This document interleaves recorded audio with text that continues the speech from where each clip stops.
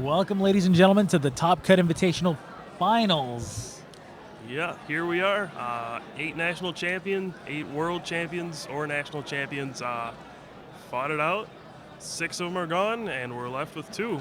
Yep, I'm Crim, and with me is Pooka, and here we go.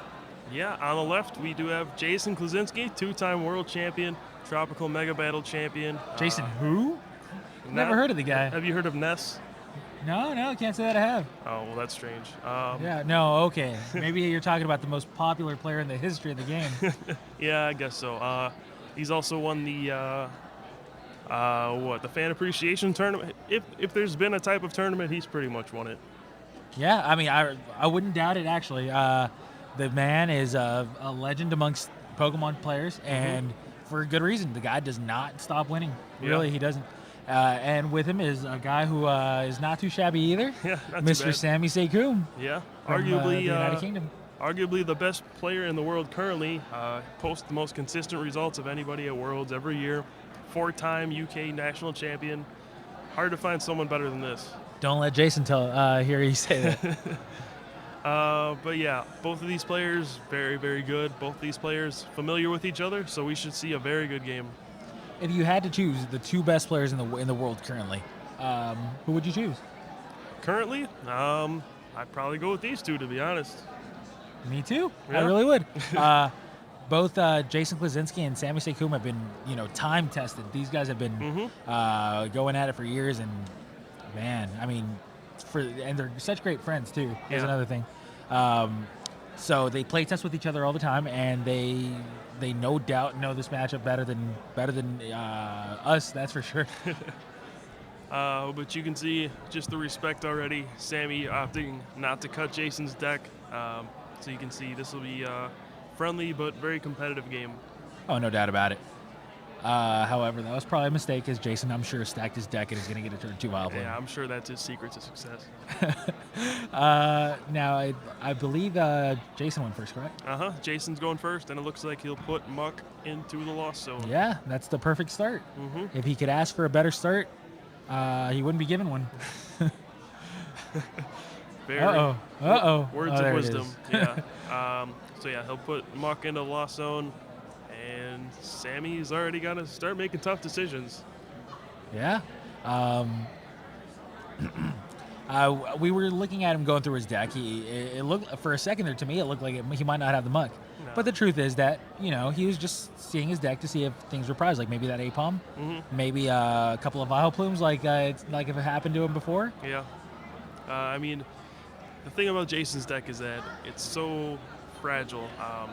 Any one thing being prized, any basic getting knocked out early on, it can really impact his deck because there's only so many attackers, and I think he's just checking to make sure everything's there. Oh yeah, let's hope it is. Like for example, if it's some Flores prize, no good. They have a couple of Vileplumes prize, or have a couple of Glooms prize, or something like that. Even no Yon good. Megas, yeah. I mean, anything. So it's always good to check your prizes. Jirachi. That too. I mean, you don't want to search for something halfway through the game and realize it's prized. You want to have that information immediately, and don't forget it. You know what we were just seeing? 2 collectors from each player. Well, 1 collector from each player. That makes for a good game. Yeah, that's triple Cyndaquil coming out of Sammy's. I don't see a Vulpix. What does that mean? Maybe he doesn't run it. No, he does. Maybe he's got it in his hand. Let's hope. Maybe he's got it in his hand. Otherwise, we won't be seeing Ninetales this game, huh? Maybe he's got it in his hand. Oh boy, that's too bad. So we'll be seeing a very similar game to the top 4 match between Jason and Yuta. No Ninetales in this one, huh? Yeah, the big difference being that that's 4 cards that Sammy actually chose to run over, draw supporters and whatnot. Yeah, So, I'm not sure if he ran a 1-1 Ninetales or a 2-2. Yeah, I'm not sure either. I'll be honest, but I'm gonna try to assume that he ran a 2-2, just because that seems to be the standard. Yeah, and that would be very unfortunate if both Vulpixes were prized. On the other side, Jason has that Sunflora immediately, and he's going to start getting set up. Yeah, remember what I said about Sunflora maybe being prized and slowing down a setup? No. Yeah, that didn't happen. So we'll have to see a Gloom. Yeah, he'll probably get Gloom or even Vileplume if he's got a rare candy. Nope, it'll be a Gloom. All right. So Sammy's still in the game. I mean, he's obviously not in the greatest of shapes just because of that Vulpix being prized or multiple. But we'll at least he's on a one-turn clock. To be honest, he needs to get a very candy Typhlosion on his very next turn in order to be able to stay competitive in this game. Definitely. Otherwise, it's going to be an uphill battle. Yeah, I mean, best case scenario for Sammy, he gets rare candy, Typhlosion, reversals the Gloom, and knocks it out. I mean, that would be devastating for Jason, but... I can come up with a better case scenario than that. Yeah, what? Rare candy Typhlosion, rare candy Typhlosion, Juniper, rare candy Typhlosion, and reversal heads, and knock out the Gloom. All right, we'll see about that. That's a poison and confuse. Yep. So Sludge Poor little Drag Cyndaquil. on the Cyndaquil, which takes away my scenario. Your Yeah. scenario is still alive, though. I mean, it's going to happen. I'm telling you. My scenario is going to happen, and we're going to see a top cut champion. Triple turn 2 Typhlosion. Yeah, with an attack and rush around dealing blue flare. Yeah, that wouldn't be bad. I've seen worse starts. Okay, so He's debating. Oh, maybe he's just slow rolling the rare candy Typhlosions. I wouldn't be surprised. He just sits there and thinks, then rare candy, Typhlo, Juniper. Now the interesting thing is, even if Sammy does get a rare candy Typhlosion into play, Jason plays Jirachi to de-evolve the rare candied stage 2s, slowing down these stage 2 decks quite a bit. And then the Vileplume in play will prevent him from playing rare candy again, so he would have to go all the way back through Kalava to evolve again. And I'm pretty sure Sammy's aware of this, though. Yeah, well, we're seeing a Kalava right now, so. Yeah, it looks like he's just going to be content to pass, which is going to leave Jason with an interesting decision. Yeah, once again, remember how last game we were talking about how it's so bad and so unfortunate that you have to waste a cool lava drop when your opponent still does not have a Vileplume in play. At this point in time, you really strongly want to get a rare candy Typhlosion there because it's your one opportunity to do so. From this point on, he is now going to be looking at rare candies and shaking his head. So yeah, the unfortunate thing about Sammy's start here is that he actually didn't get to play out any trainers at all. So he's going to have a deck full of trainers the rest of the game. I mean, it would have been nice if he could, waste a reversal or some junk arms, but those are going to be in his deck the whole game, and they're just going to be dead cards all game. Well, let's be fair. He also didn't play a supporter either. So he played that collector on turn 1, nothing on turn 2, and he's got to have a dead hand. Could be. I mean, Jason's deck doesn't really punish a slow start too much, but if you give him enough time, he'll put enough damage around the board, and I guarantee that next turn he's going to start doing a 40 to anything. Yeah, I mean, it's perfectly possible. He's going to get Vileplume out, I think. He did search for it. Just playing a communication while he can. The interesting thing about Vileplume decks is that even though you shut off trainers, you are forced to play some trainers, which also give you dead cards later, but it's worth it just to get the Vileplume and the Sunflora out earlier. Oh, yeah, absolutely. There's got to be only, 8 trainers in the deck? Yeah, I think just communication and rare candy. Exactly. So he does communication for the Yon Mega, so he'll have pretty much everything he could want. He's got a communication for Yon Mega, correct, and now he's going to be able to get that Vileplume into play at the end of this turn. Yeah, he's got it out there already, and he's going to start using linear attack. 40 on the Kulava, forcing it to evolve into Typhlosion immediately, otherwise it becomes knocked out. So thank you, Dustin, for changing the damage on the poison.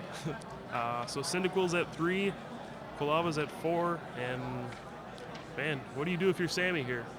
Evolve to Typhlosion. Evolve to Typhlosion. Yeah. Afterburner the active. Well, maybe not. Let's think. It's a strange situation because you really don't want to evolve the Typhlosion here, but you have to. Because, you have no choice. Yeah, you have to because otherwise the Kulava gets knocked out.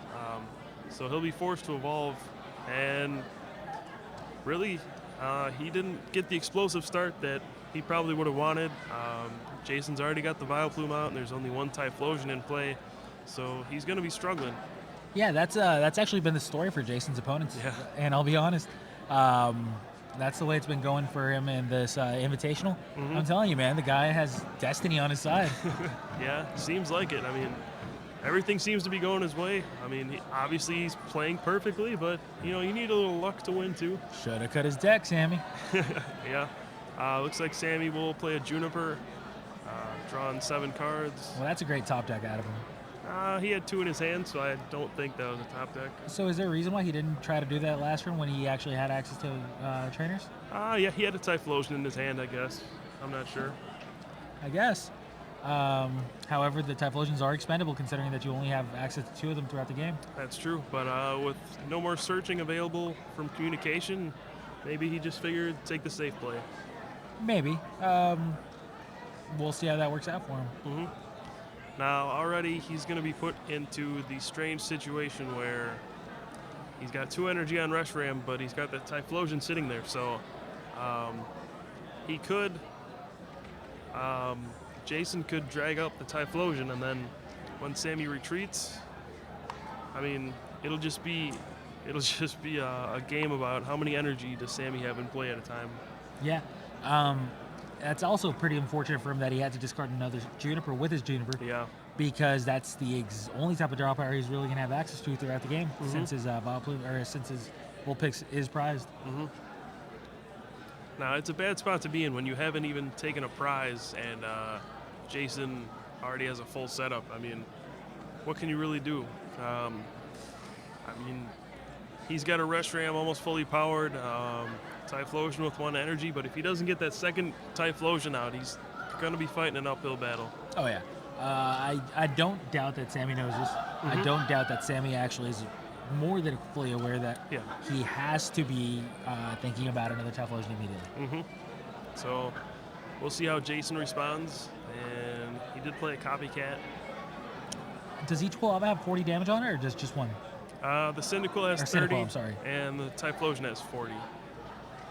Okay, so he's got a couple of turns to be able to get a Quilava into play. Mm-hmm. Now Jason's other option would be to hit the Typhlosion again for 40 and then de-evolve it with Jirachi, leaving Sammy with no Typhlosions in play, putting him in a terrible situation. But we'll see if he does that or simply attacks the Reshiram. Yeah, the ball's in Jason's court. Jason has the full setup. Jason has everything he needs, and Sammy does not.